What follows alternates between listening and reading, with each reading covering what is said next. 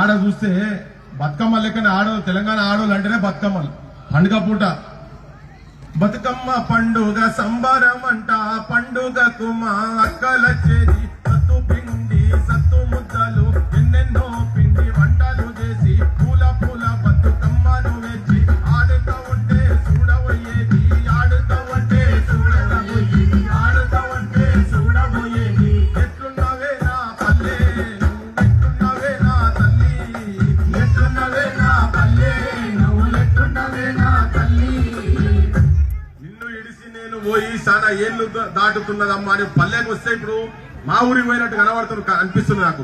సంక్రాంతి పండుగ వస్తే మా మారక్క అందరు మా అక్కలందరూ వచ్చి సకినాలు పోస్తుంటే సకినాలు కాల్చి తినిపించినంత సంతోషంగా ఉన్నది మీ దగ్గరకు వస్తే ఇదానికి వస్తే.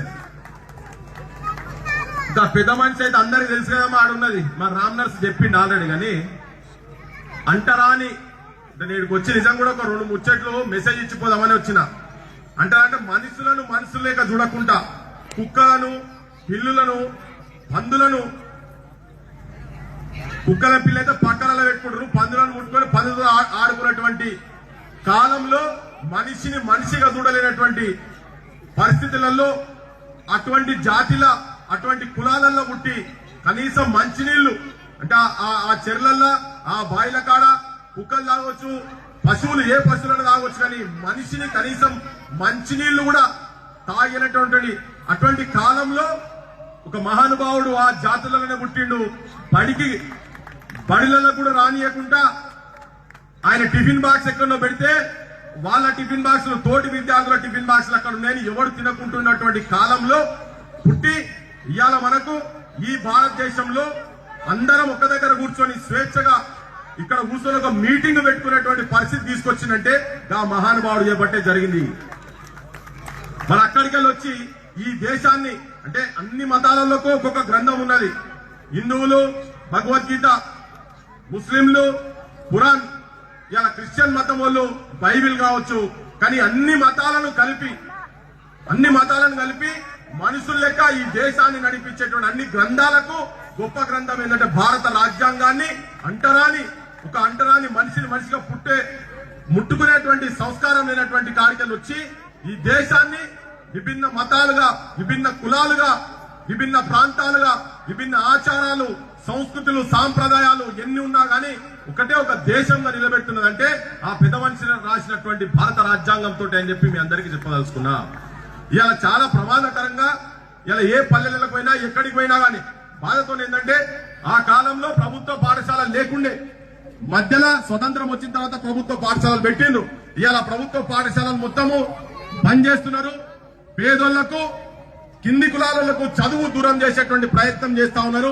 మనం అదే మోరీలు సాఫ్ చేయాలి, పిండలు తీయాలి, గొర్రెలు గాయాలి, బర్రెలు మేపాలి, ఇవే పనులు మనం చేసుకుంటే కింది జాతులలో ఉండాలి అనేటటువంటి ఆలోచనతోటి కుట్రతోటి ఇలా విద్యను మొత్తం ప్రైవేటీకరణ చేసి ప్రతి కుటుంబం మీద భారం అయ్యేటువంటి పరిస్థితి తీసుకొస్తున్నారు. కాబట్టి జాగ్రత్త, తస్మాత్ జాగ్రత్త. మా గిద్దరామ్ నర్సు వాడుకుంటా చాలా మూలాలు చెప్పిండు. అలవాట్లతోటి సెల్ ఫోన్లు నవ్వుపించుకుంటా చెప్పిండు కావచ్చు. కానీ ఆ సెల్ ఫోన్లు కావచ్చు, యువతరం ఎట్టుపోతున్నది ఏందనేది దానిలో దీర్ఘంగా ఆలోచిస్తే మనం మంచి సైడ్ పోతలేం, నాగరిక వ్యవస్థకు ముందుకు పోతలేం, వెనుకకు పోతున్నాం అనేది సారాంశం తను చెప్పిన దాంట్లో ఉన్నది. ఇవాళ ఎంత తీవ్రమైన పరిస్థితి ఉందంటే గాంజాయికి అలవాటు పడి ఊర్లలో ఏ ఊర్లలో చూసినా బెల్ట్ షాపులు ఉన్నాయి. మీ ఊర్లో బెల్ట్ షాపులు ఉన్నాయా? గల్లీకి ఉన్నాయంటే బెల్ట్ షాపులు. ఈ బెల్ట్ షాపులు మనల్ని తాగిపిచ్చి మన సంసారాలు నాశనం చేసేటట్టు చేసి, విలువలయ్యేటట్టు చేసి, మన పిల్లలను చెడగొట్టేటువంటి ప్రయత్నం చదువుకొని ఇప్పుడిప్పుడే ప్రశ్నించే తత్వాన్ని, ఈ సమాజాన్ని, ప్రపంచాన్ని అర్థం చేసుకునే స్థాయిలో పోయేటువంటి పరిస్థితుల్లో మన పిల్లలకు ఏదో తమాషకు దాగినట్టు చేసి గాంజాయి చేస్తే వాడు అలవాటు వాడు అటే పోతున్నాడు. ఇవాళ తల్లులను ఇంట్లోకి వచ్చి తల్లులను కొట్టే పరిస్థితి ఉన్నది. పెళ్లిళ్ళు అయితే భార్యలను కొట్టే పరిస్థితి ఉన్నది. మా వరంగల్ జిల్లానట హైయెస్ట్ అట, విధవరాళ్ళు అయ్యే దాంట్లో హైయెస్ట్ జిల్లానట. మీ ఖమ్మం అయితే నాకు స్టాటిస్టిక్స్ తెలియదు. చాలా ఘోరమైన పరిస్థితి ఉన్నది. ఏంటంటే కన్న కొడుకులు, నేను మొన్న ఈ మధ్యలో హైదరాబాద్ లో ఒక విషయం చెప్తున్నా మీకు. పిల్లగా డిగ్రీ చదివిండు, నౌకర్ లేక అటు ఇటు తిరుగుతుంటే సోపతలు ఉండి రారనైనా అటు ఇటు పోతే గాంజాయికి అలవాటు చేసిండు. ఇంట్లో వచ్చి ఆ పిల్లగాడు తల్లిని అడిగిండి, ఇచ్చేకాడికి తల్లి ఇచ్చింది, తండ్రి ఇచ్చేకాడికి తండ్రి ఇచ్చిండు. ఒక 5-6 నెలలు ఒక రోజు తండ్రి జేబులోకి వెళ్ళి 50 రూపాయలు తీసుకుపోయి వాడు గంజాయి తాగితే ఆయన ఎక్కడో ఆఫీస్ పని మీద పోయి అర్జెంట్ గా పోయేది ఉంటే, అరే నువ్వు ఆ పైసలు కూడా పట్టకపోతే ఎట్లరా, నాకు ఏం లేకుండా చేస్తున్నావు కదా అని అంటే తండ్రి మీద కోపానికి వచ్చి తల్లి రూమ్ లో ఉంటే ఆ రూమ్ గొల్లెం పెట్టి తండ్రిని విచక్షణారహితంగా పొడిసి రోడ్డు మీద ఆయన ఇట్లా ఆవేదనతో దమ్మొస్తుంటే రోడ్డు మీద రుక్కుతుంటే చాకు పట్టుకొని పోయి తీసుకోమని పొడిసి చంపిండు. ఇదే మాట నేను పోయి మంచిర్యాలలో చెప్తుంటే, మంచిర్యాలలో పెద్ద మనిషి కిందికెళ్ళి మీ లెక్క కూర్చున్నాడు లేచి, అరే నువ్వు అక్కడెక్కడో చెప్తున్నావు అన్నా, మా దగ్గర తల్లిని చంపిన కూడా దుర్మార్గుడు అని అన్నాడు. ఎక్కడ పోతుంది సమాజము, ఏం జరుగుతున్నది? ఇవాళ సంక్రాంతి సంబరాలలో ముగ్గులు వేస్తుంటే మీరు రోడ్ల మీద ముగ్గులు కనిపిస్తున్నాయి, కానీ నేను మీ బతుకులలో నిజంగా అన్ని రకాల రంగులతో ఉన్నటువంటి ముగ్గులు మీ జీవితాలలో ఉన్నాయా అని ప్రశ్నించేందుకే వచ్చినాయి ఇక్కడికి. పండుగ చేసుకుంటున్నాం ఇవాళ బెల్ట్ షాప్లతోటి, గాంజాయి తోటి. ఈ రాజకీయ వ్యవస్థ, నేను ఈ పార్టీ ఆ పార్టీ ఏ పార్టీ అని మాట్లాడదలుచుకోలే, కానీ రాజకీయ వ్యవస్థ మొత్తం మనం ఎన్నుకున్నటువంటి వెనకటి కాలంలో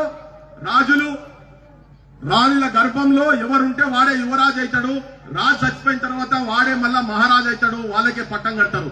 కానీ ఆ పెద్ద మనిషి మనకు ఓటక్కు అనేది ఇచ్చి నిన్ను పాలించుకున్నటోన్ని, నీ భవిష్యత్తును నిర్మాణం చేసుకున్నటోన్ని నీ చేతులను ఓటక్కు అనేది ఇచ్చి బిచ్చపొల్లకైనా ఏమున్నా లేకున్నా రాష్ట్రపతికి ప్రధానమంత్రులకైనా సామాన్య ఈ గుడిసెలలో ఉన్న పేదోళ్ళకైనా ఒకటే ఒక హక్కు, సమానమైన హక్కు ఈ భారతదేశంలో ఉన్నది ఏంటంటే ఓటు హక్కు.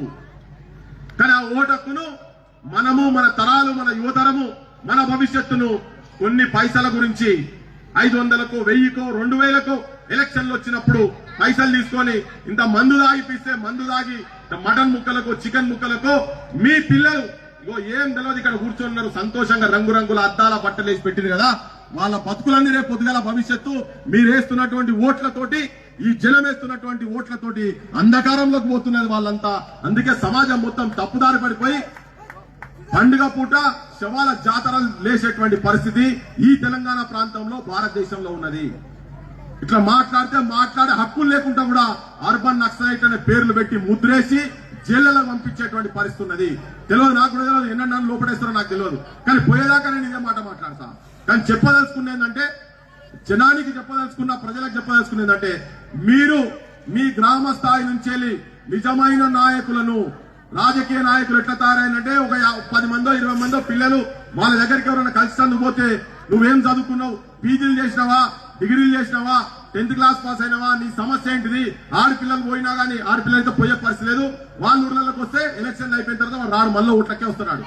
పోతే అడిగితే ఎంతమంది ఉన్నారు, 10 మంది ఉన్నారా, ఆ 10 మందికి 2000 3000 రూపాయలు ఇస్తే, లేకపోతే 5000 రూపాయలు ఇస్తే వాడు రోడ్ల మీద వచ్చి ఫ్లెక్సీలు పెట్టుకుంటున్నారు, వాళ్ళ బొమ్మలు పెట్టుకుని మిగిలిన పైసలు ఆడికెళ్ళి ఇక్కడ వచ్చేది ఉంటే బండికి పెట్రోల్ పోస్తున్నాడు, ఊరు బయట కూర్చొని ఇంత మందు తాగి ఇంత కార పొట్లమా తీసుకొచ్చి ఇంట్లోకి వచ్చి అమ్మ నాయనలు కొట్టుడు, భార్యలు కొట్టుడు. ఇది తెలంగాణలో జరుగుతున్నటువంటి వాస్తవాలు మీకు చెప్పదలుచుకున్నాము. ఇది జరుగుతున్నదా లేదా? ఏ రాజకీయ నాడు వచ్చి నువ్వు పీజీ చదివినావా, అమ్మా నువ్వు ఏం చదివినావు, నీకు నౌకరు ఉందా లేదా, నీ ఇల్లు ఎట్లా గడుస్తున్నది, నీ అమ్మ నాయన కష్టపడి కూలి పని చేసి కైకూలు చేసో ఎక్కడెక్కడికో పోయి ఏదో వాచ్మెన్లు ఉండో చిన్న 10 గుంటలో 20 గుంటలో వ్యవసాయం చేసి చదివిపిస్తే మేము ఇక్కడ దాకా వచ్చినాము, కనీసం వాళ్ళకు సంతోషంగా మేము బుక్కడి గువ్వ పెట్టలేనటువంటి దుస్థితిలో మీరు ఉన్నారా ఏంటి అని చెప్పి మాట్లాడే పరిస్థితి లేదు.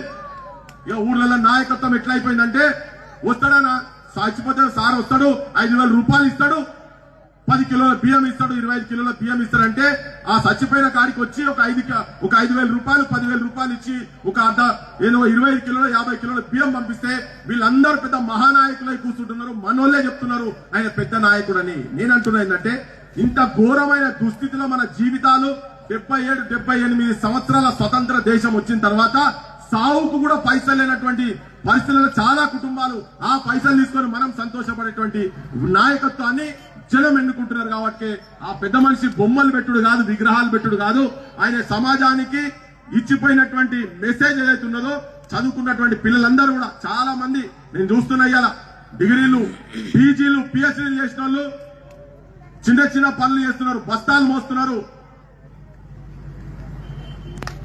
కూలి పని చేస్తున్నారు, తట్టలు మోస్తున్నారు, ఇటుకలు మోస్తున్నారు, ఆటోలు నడుపుతున్నారు. బాధ అనిపిస్తున్నది. క్యాటరింగ్ పోతున్నారు. ఒక్క పని ఈ పని కాదు, రాత్రి పూట వాచ్మెన్ గిరిలు చేస్తున్నారు. ఇక్కడ మీ దగ్గర వచ్చి పీజీలు చదివిన వాళ్ళందరూ హైదరాబాద్ వరంగల్లకు పోతే రాత్రి పూట వాచ్మెన్లు ఎందుకు? ఇంత మంచి గట్టిగా చదువుకుని ఒక నౌకరు వస్తే మా తల్లిదండ్రులకు ఏమైనా గౌరవపూరితంగా బుక్కడు భూమి పెడదాం, మా అక్క చెల్లెళ్ళ పెళ్లిళ్ళ కాడ కనీసం గౌరవంగా పోయి ఒక పుస్తకం తాడో మట్టెలో కొనేటువంటి స్థాయిలకు మేము పోవాలని చెప్పి అలా యువతరం ఆలోచిస్తుంటే రాజకీయ నాయకులు చెప్పేది ఒకటి చేసేది ఒకటి. అధికారంలో రాకముందు మొత్తము వాగ్దానాలు చేసి నౌకర్లు ఇస్తామని వచ్చిన తర్వాత ఎవరు వాళ్ళని పట్టించుకోకపోవడము. ఇలా చాలా మంది 40 ఏళ్ళు 45 సంవత్సరాలు అవుతున్న తర్వాత కూడా యువతరం మొత్తం చాలా ఘోరమైన స్థితిలో ఉన్నది. కొత్త తరం చదువుకుందామంటే ఇలా పేదరికంలో పోయి చదివించే పరిస్థితి లేదు. అన్ని ప్రైవేట్ విశ్వవిద్యాలయాలు అవుతున్నాయి. లక్షల రూపాయలు పెట్టి రేపు పొద్దుగాల పేదోళ్లు చదివించే పరిస్థితి ఈ సమాజంలో లేదని చెప్పి నేను జనానికి మీకు శాంతినగర్ లో ఇట్లనే కనుక ఉండేది ఉంటే రేపు అశాంతి వస్తుంది. శాంతినగర్ లో శాంతి ఉండదు. పేర్ల మట్టుకే ఉండాల్సిందే ఇక్కడ, కానీ అశాంతి మొత్తం దాపరిస్తుంది. అంబేద్కర్ ఏదైతే ఆశయాలతో ఆలోచనతోటి నా ప్రజల గురించి, నా జనాల గురించి, భారతదేశ పేద ప్రజల గురించి అద్భుతమైన భవిష్యత్తు నిర్మాణం చేయాలైతే అనుకున్నారో అది జరుగుతలేదు. ఈ దేశంలో ఎందుకు జరుగుతలేదు అంటే ప్రజలుగా మనందరి తప్పున్నది.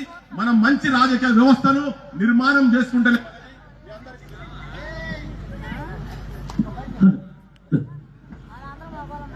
స్టార్టింగ్ అయిపోయిందండి.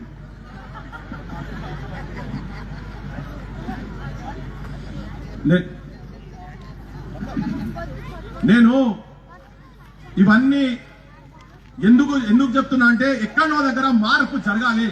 ఇలా చాలా మంది చెప్తున్నారు నువ్వు మాట్లాడిపోతావు కరెక్ట్ గానీ ఎవడన్నా ఇనేది ఎవడు అని చెప్పి మాట్లాడుతున్నారు కొంతమంది. మార్పు జరగకపోతే మనకు భవిష్యత్తు లేదు.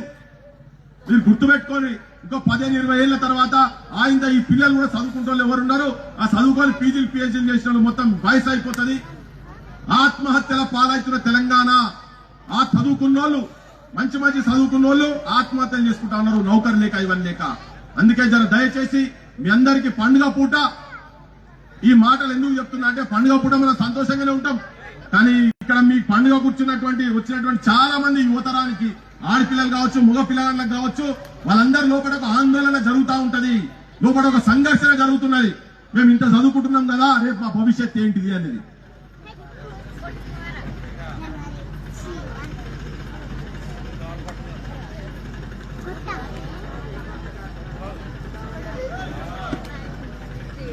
చాలా సంతోషకరమైన విషయం ఏంటంటే ఎవరు చాలా మంది ఇటువంటి కార్యక్రమం ఒకటి పెట్టదలుచుకుంటే ఎందుకు వాళ్ళకు ఎందుకు కోపమో ఎందుకు ద్వేషమో వాళ్ళ లోపటే ఉన్నదో తెలియదు.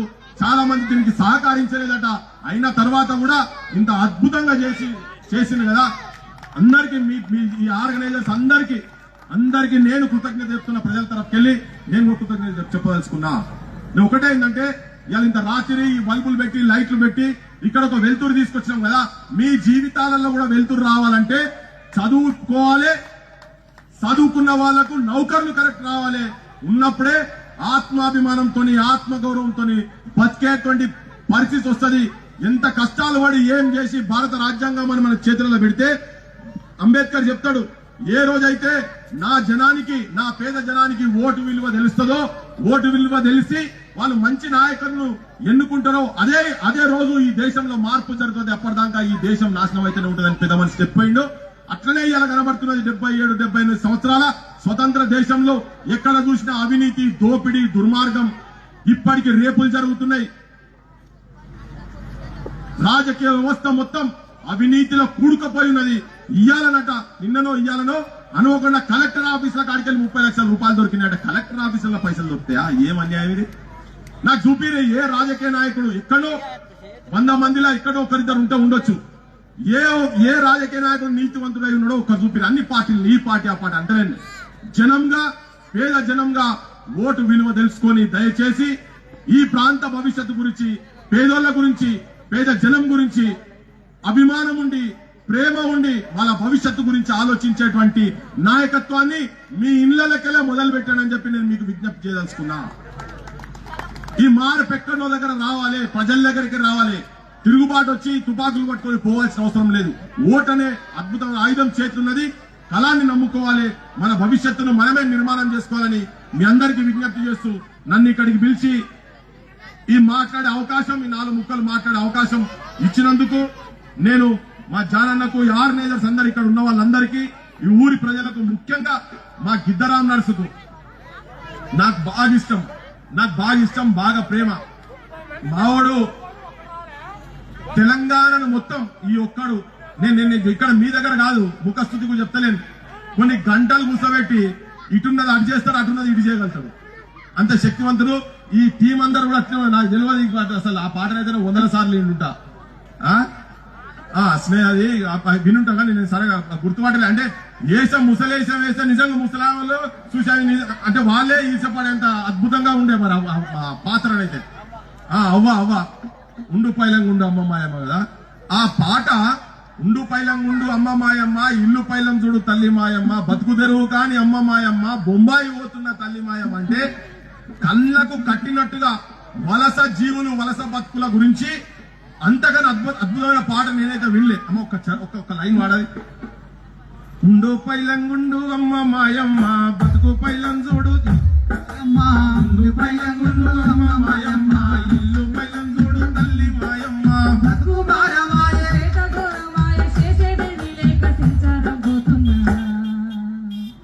బతుకు తెరువు కాని అమ్మ మాయమ్మ, బొంబాయి పోతున్న తల్లి మాయమ్మ, బతుకు తెరువు కానీ అమ్మ మాయమ్మ, బొంబాయి పోతున్న తల్లి మాయమ్మ, చేతగాని దాన్ని కొడుక మల్లయ్య, ముసలి పాను నాది బిడ్డ మల్లయ్య, సీతగాని దాని బంద మల్లయ్య, ముసలి పానవు నాది బిడ్డ మల్లయ్య, కడపాలో పడుచుతూ కాశీలో దొరకదు, ఈ ఏడు కరువైతే వచ్చేడు చూద్దాము, నన్ను విడిచిపోవద్దు కొడుక మల్లయ్య, ఊరిడిచిపోవద్దు బిడ్డ మల్లయ్య, నన్నిడిసిపోవద్దు కొడుక మల్లయ్య, ఊరిడిసిపోవద్దు బిడ్డ మల్లయ్య, నన్ను విడిచిపోవద్దు కొడుక మల్లయ్య, ఊరిడిచిపోవద్దు బిడ్డ మల్లయ్య, నన్ను విడిచిపోవద్దు కొడుక మల్లయ్య, ఊరిడిచిపోవద్దు. బొంబాయి, దుబాయ్, బొగ్గుబాయి. మీ బొగ్గుబాయి ఇక్కడనే ఉన్నది కదా పక్కకే. ఈ 3 బతుకులు మారలేదు. ఇప్పటికీ తెలంగాణ వచ్చి 12 సంవత్సరాలు అవుతున్నది.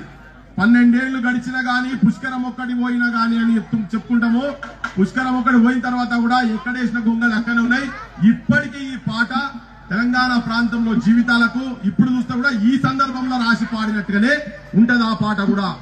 ఈ బతుకులు తెలంగాణ వస్తే నా ఓపెన్ కాస్ట్ బంద్ అయితే అనుకున్నాం. బొగ్గుబాయి మీద అమరులు ఒక్కసారి ఒక 14 మంది ఒక్కటేసారి చనిపోయారు. ఆ రోజు రాసినటువంటి పాట అందశ్రీ బతుకుండే మిట్టపల్లి సురేందర్ ఒక పాట రాసిండు.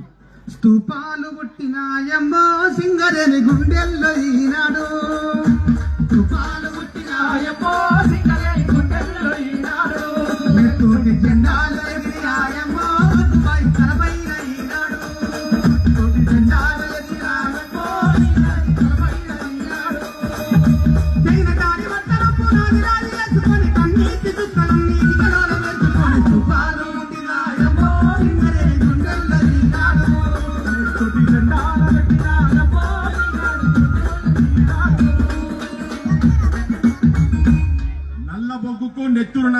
నల్ల బొగ్గుకు నెత్తురు నద్ది సింగరేణికే సిరులందించిన చీకటి బతుకులాయన సింగరేణి గని కార్మిక, చినిగిన బతుకులాయన సింగరేణి గని కార్మిక అని చెప్పుకుంటూ తిరిగిన వేదికల మీద. ఇయాలడికి బతుకులేం మారలేదు. ఆ భూములు కొల్లగొడుతున్నారు ఓపెన్ కాస్ట్ మీద. ఓపెన్ కాస్ట్ అండర్ గ్రౌండ్ లో పోయి ఇలా ఓపెన్ కాస్ట్ వచ్చి పెద్ద పెద్ద మైనింగ్ మాఫియాల చేతులల్లా తెలంగాణ బందీ అయిపోయి ఉన్నది. ఆ బంధాన్ని విముక్తి చేయాలంటే ఈ ప్రజలు చైతన్యవంతులు కావాలి, తెలంగాణ ప్రజలు చైతన్యవంతులు కావాలి. తెలంగాణ గురించి 369 మంది తుపాకీ కాల్పులలో 69 ఉద్యమంలో చనిపోయిండు. మొన్న 1200 మంది మీరు చాలా మందిలో సాక్ష్యం ఉన్నారు. మీ బిడ్డలోనే చదువుకున్నటువంటి పిల్లలు, ఆడపిల్లలు, మగ పిల్లలు ఆత్మహత్యలు చేసుకున్నారు. మన బతుకులు మారాలని, కానీ బతుకులు మారలే. ఈ బతుకులు మారాలంటే ఒకటే, మీరు చైతన్యవంతులై నిజమైన సకల జైళ్ల సమ్మె జరుగుతున్నప్పుడు ఇక్కడ ఇదే కల్లూరులో తెలంగాణ ఉద్యమం ధూమ్ధాం 30,000 మంది సకల జైళ్ళ ఉద్యోగులంతా కదిలిరన్న. ఈ కల్లూరులో ధూమ్ధాం పెట్టినప్పుడు